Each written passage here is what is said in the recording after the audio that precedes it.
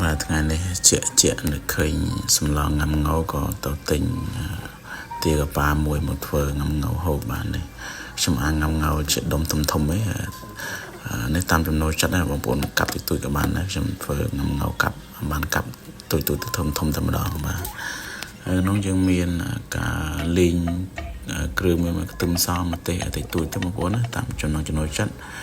ហើយនេះងំងៅបាទងំងៅដែលយើងធ្វើរួចហើយយើងមាន4គ្រាប់ងំងៅនេះហើយសាច់ទាយើងបានកាប់ទុកជាស្រេចនៅក្នុងនោះក៏យើងមានគ្រឿងដូចជារំដេងហើយយើងដាក់គោលីងជាមួយនឹងទាសិនទៅដើម្បីវាឲ្យអស់ជាតិឆ្អាបហើយយើងដាក់គ្រឿងដែលយើងលីងមិញគោវាអស់ឆ្អោទៅមកវាចាញ់ខ្លាញ់ចាញ់ប្រេងចាក់ទឹកចូលតែម្ដងងាយបងប្អូនងំងៅមិនពិបាកធ្វើទេហើយយើងកូរចោះគោឡើងយើងចង់ចំណុចមានគ្រឿងមានដូចជាស្ករសអំបិល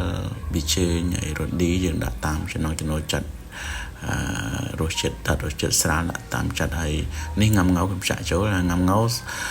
យើងយកគ្រាប់ចាញ់បងប្អូនកុំដាក់ទាំងគ្រាប់វាល្វីងបាទយើងយកគ្រាប់ចាញ់ទៅហើយយើងដាក់ងំងៅចូលហើយរួចជាការស្រេចអត់មានពិបាកទេហើយសម្លងងៅស្រួលបងប្អូនហើយយើងហាន់ជីហាន់អីមានខ្ទឹមមានជីទៅយើងដាក់ជាគ្រឿងលម្អហើយវាក្អូបឆ្ងាញ់បាទសូមអរគុណបាទ